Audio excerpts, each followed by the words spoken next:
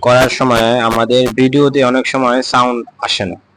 তো এই সমস্যাটি সমাধান করার জন্য আমাদেরকে ফার্স্টে চলে যেতে হবে আমাদের মোবাইলের ক্যামেরা অপশনে।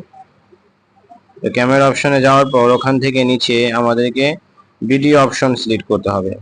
তারপরে উপরে উপরে বাম পাশে এই সেটিং অপশনে ক্লিক করতে হবে এবং একবারে নিচে দেখা যাচ্ছে রিস্টোর ডিফল্টস নামের একটা অপশন আছে, সেখানে ক্লিক করে দিতে হবে।